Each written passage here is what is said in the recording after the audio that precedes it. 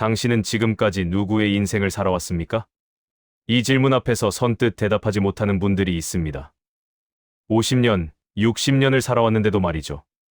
어쩌면 우리는 지금까지 나를 찾기 위해 살아온 게 아니라 누군가가 정해놓은 길을 따라 걸어온 건 아닐까요? 안녕하세요. 오늘은 인생의 후반전에 접어든 우리가 고전을 통해 진정한 나를 발견하는 여정에 대해 이야기하려 합니다.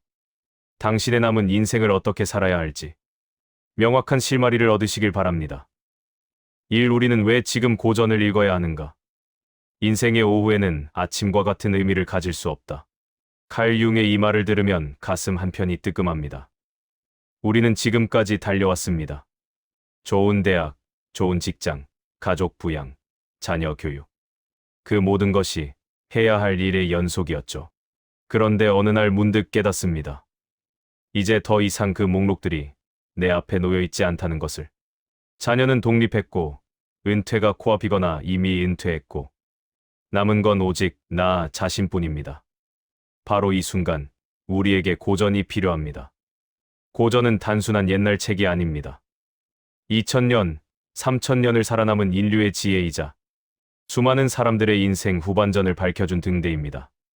플라톤의 국가를 20대에 읽는 것과 60대에 읽는 것은 완전히 다릅니다. 젊을 때는 정의란 무엇인가에 대한 철학적 논쟁으로 익히지만 인생을 살아본 후에는 어떻게 살 것인가에 대한 실존적 질문으로 다가옵니다. 마르쿠스 아우렐리우스의 명상록도 마찬가지입니다. 로마 황제였던 그가 전쟁터에서 쓴 이 일기는 모든 것을 가진 사람조차 매일 자신과 싸워야 했다는 증거입니다. 당신에게 남은 시간이 얼마 되지 않는다는 것을 명심하라. 그의 이 문장은 20대에게는 추상적이지만 우리에게는 생생한 현실입니다. 이 소크라테스가 알려주는 너 자신을 알라의 진정한 의미.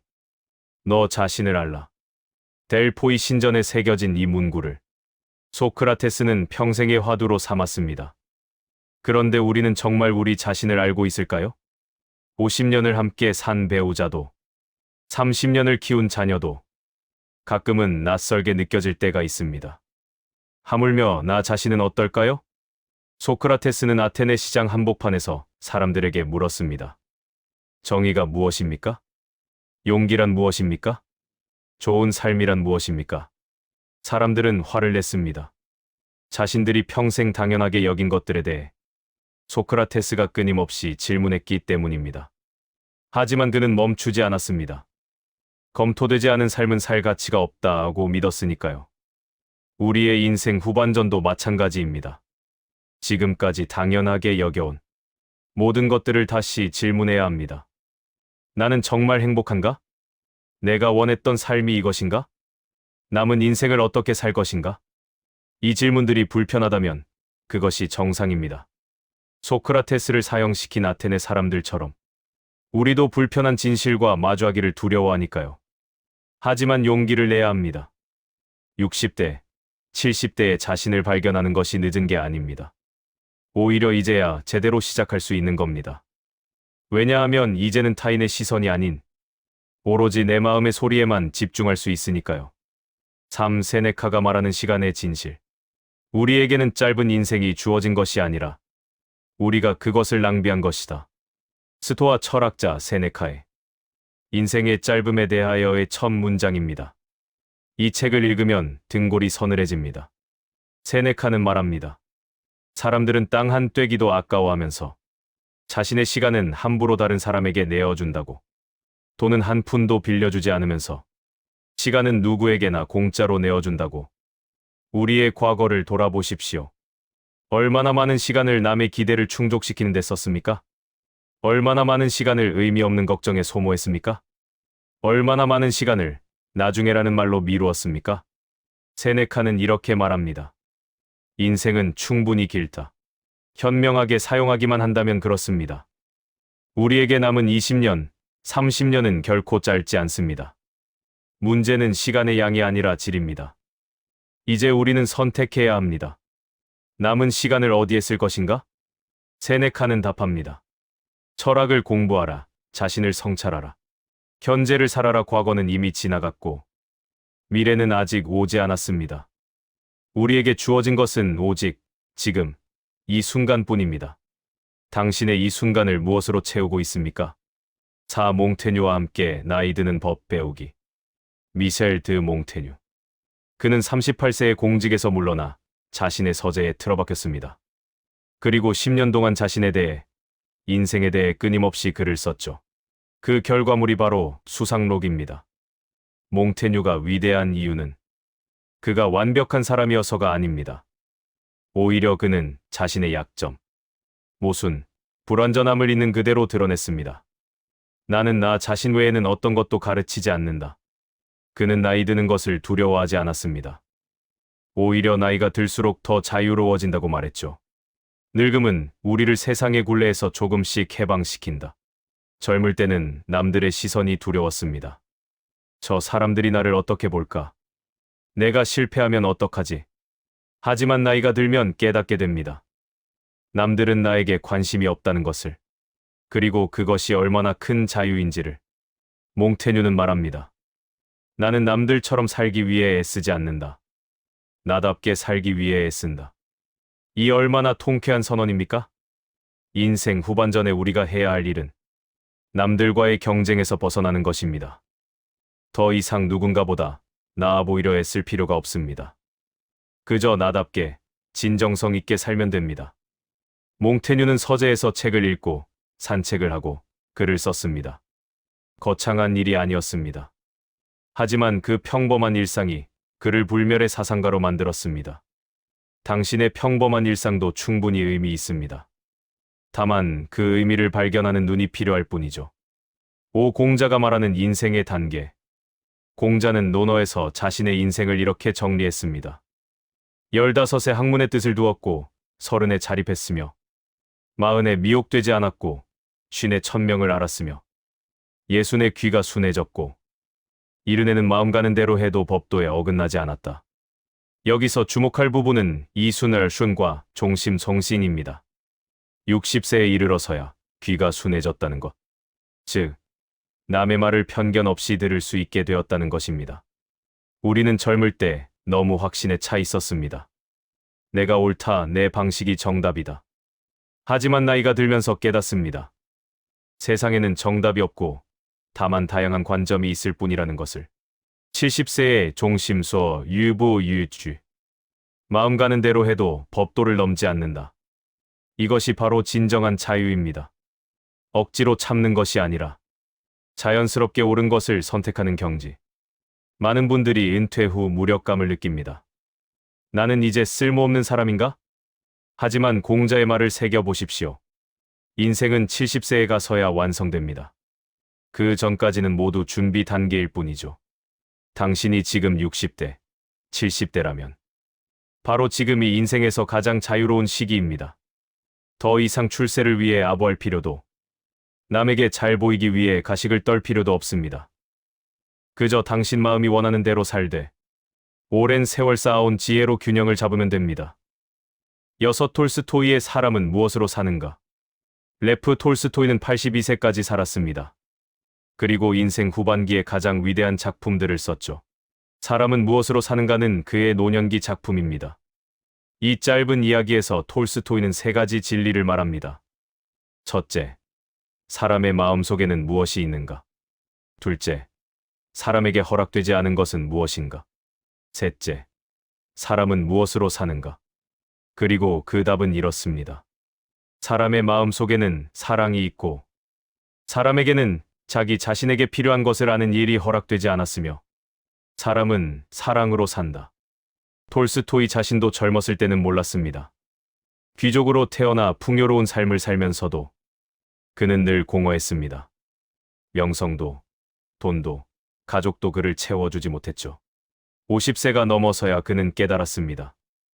진정으로 의미 있는 삶은 다른 사람을 사랑하고 섬기는 삶이라는 것을. 그래서 그는 농민들을 위한 학교를 세우고 가난한 사람들을 도왔습니다. 우리 인생의 후반전도 마찬가지입니다. 이제는 쌓을 때가 아니라 나눌 때입니다. 평생 쌓아온 경험과 지혜를 다음 세대에게 전해줄 때입니다.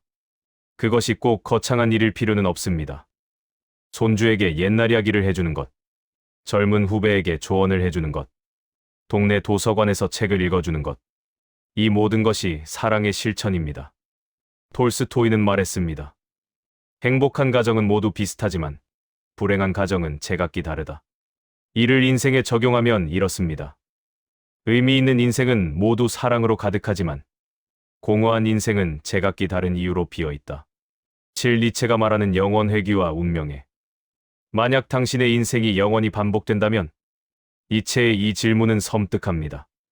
똑같은 기쁨, 똑같은 고통, 똑같은 후회가 끝없이 반복된다면 당신은 그것을 감당할 수 있겠습니까? 니체는 이것을 영원회귀라고 불렀습니다. 그리고 진정으로 자신의 삶을 사랑하는 사람만이 이 영원회귀를 긍정할 수 있다고 말했죠. 우리 인생 후반전을 살아가는 사람들에게 이 질문은 특히 날카롭습니다. 과거로 돌아갈 수 없다는 것을 우리는 압니다.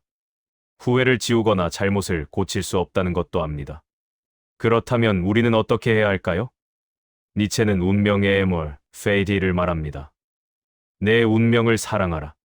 과거의 모든 실수, 모든 고통, 모든 선택을 받아들이고 그것마저 사랑하라는 것입니다.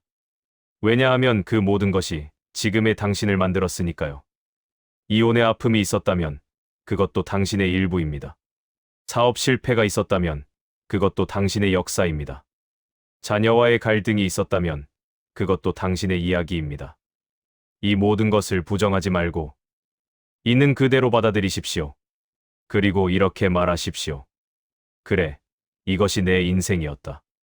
그리고 나는 이 인생을 사랑한다. 니체는 또 말했습니다. 살아야 할 이유를 아는 사람은 어떤 상황도 견딜 수 있다.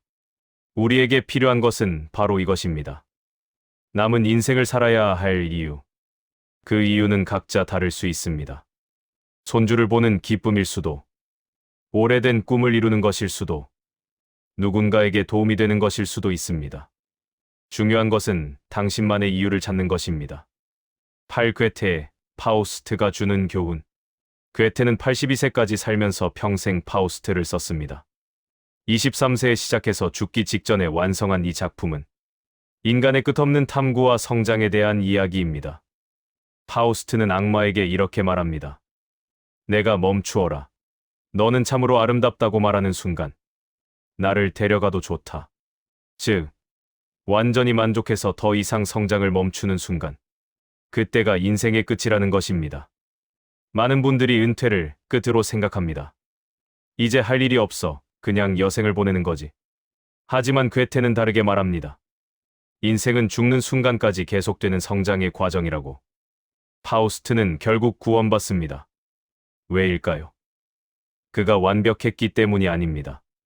그는 수많은 실수를 했고 죄를 지었습니다. 하지만 그는 멈추지 않고 계속 노력했습니다.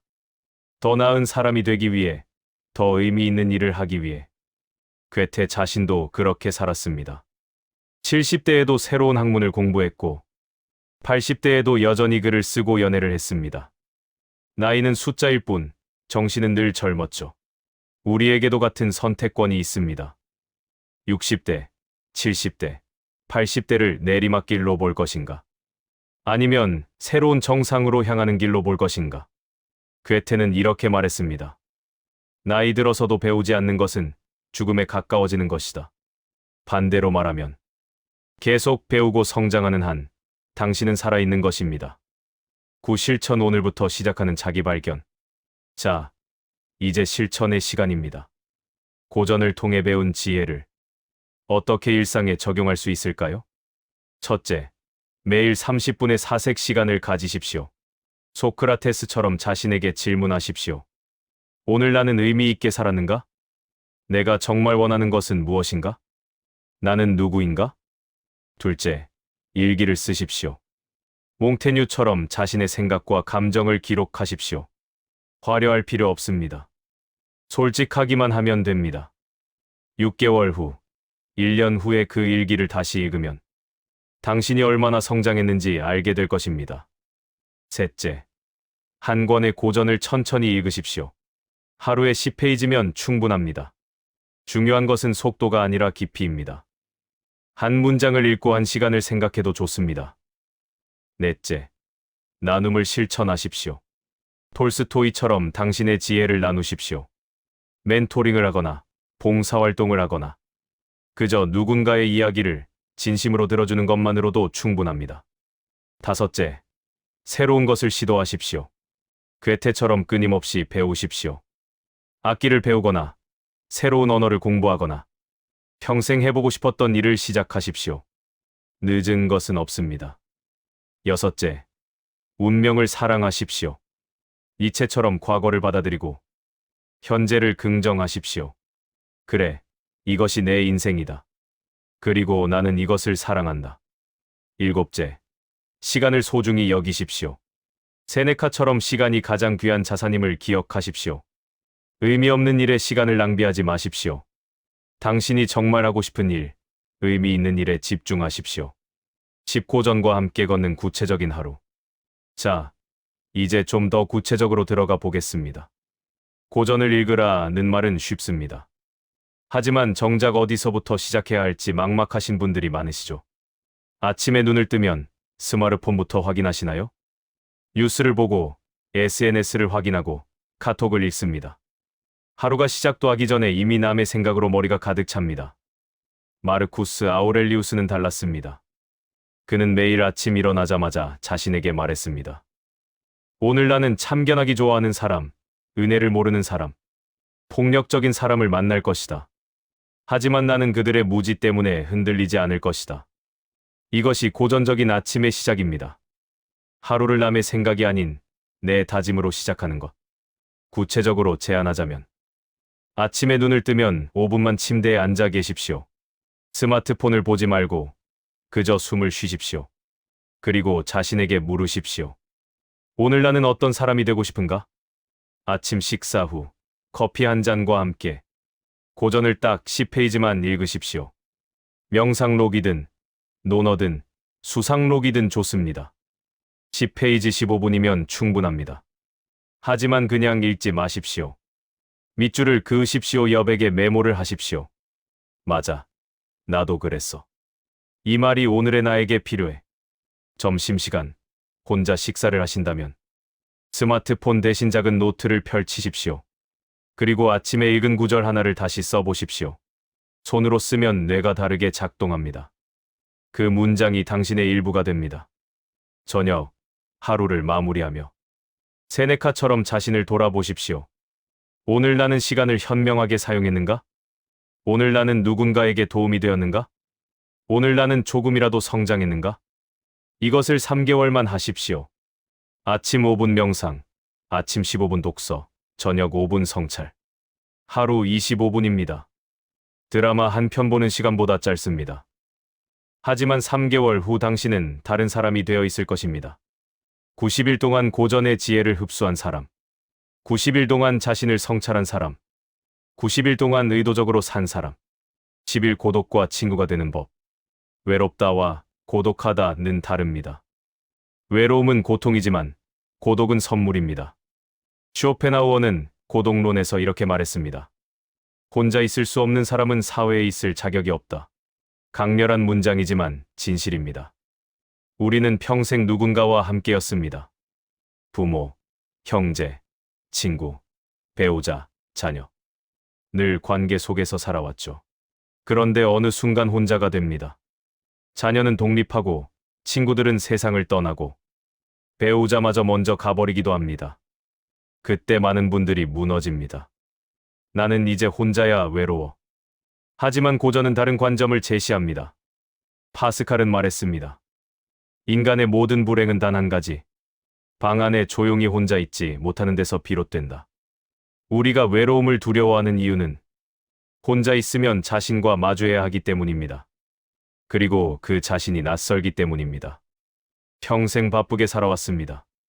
자신을 들여다볼 시간이 없었습니다. 그러다 갑자기 시간이 생기니 그 공백이 두려운 겁니다. 하지만 고독은 선물입니다. 비로소 자신과 진지한 대화를 나눌 수 있는 시간. 평생 미뤄왔던 자기 발견의 기회. 릴케는 젊은 시인에게 편지를 쓰며 말했습니다. 고독을 사랑하십시오. 그것이 고통스럽더라도 그 고통을 아름다운 것으로 느끼십시오. 고독 속에서 우리는 성장합니다. 소음 속에서는 들을 수 없는 내면의 목소리를 듣게 됩니다. 실천 방법을 제안합니다. 일주일에 하루, 완전히 혼자만의 시간을 가지십시오. 전화도 끄고, TV도 끄고, 그저 혼자 계십시오. 처음에는 불편할 겁니다. 뭐 하지? 하고 안절부절 못할 겁니다. 그냥 그대로 두십시오. 그 불편함을 관찰하십시오. 창밖을 보십시오. 차 한 잔을 천천히 마시십시오. 아무것도 하지 않는 것도 하는 것입니다. 한 달쯤 지나면 변화가 일어납니다. 고독이 편안해집니다. 오히려 그 시간을 기다리게 됩니다. 왜냐하면 그 시간에만 만날 수 있는 진짜 나 자신이 있으니까요. 집이 죽음을 사유하는 것이 삶을 풍요롭게 한다. 죽음을 생각한다는 것, 많은 분들이 꺼립니다. 재수없게 왜 죽음 얘기를 해? 하지만 모든 위대한 철학자들은 죽음을 사유했습니다. 오히려 죽음을 생각하는 것이 삶을 더 풍요롭게 만든다고 믿었죠. 몽테뉴는 말했습니다. 철학한다는 것은 죽는 법을 배우는 것이다. 스토아 철학자들은 매일 밤 이렇게 자문했습니다. 내일 아침 눈을 뜨지 못할 수도 있다. 그렇다면 오늘을 어떻게 살아야 하는가?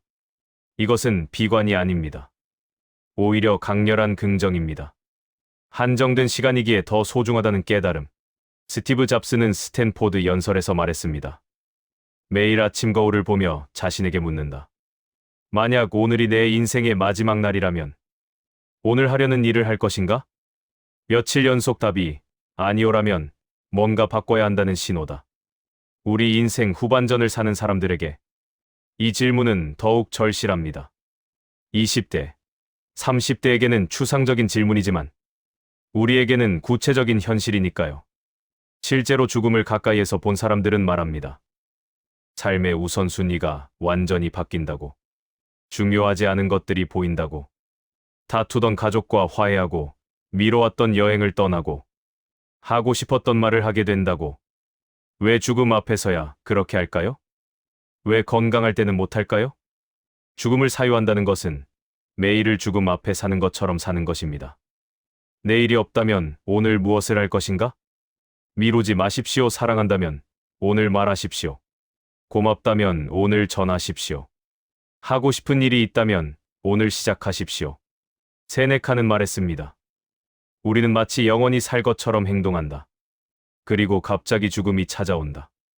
영원히 살 것처럼 배우고 내일 죽을 것처럼 살라는 말이 있습니다. 배움에는 끝이 없지만 실천은 지금 당장 해야 합니다. 죽음을 생각하십시오. 그것이 당신을 살아있게 만듭니다. 그것이 지금 이 순간을 빛나게 만듭니다. 마지막 당신이 쓰는 새로운 고전. 2000년 전 마르쿠스 아우렐리우스는 자신의 글이 후대에 읽힐 거라 생각하지 못했습니다. 그저 자신을 위해 매일 일기를 썼을 뿐입니다.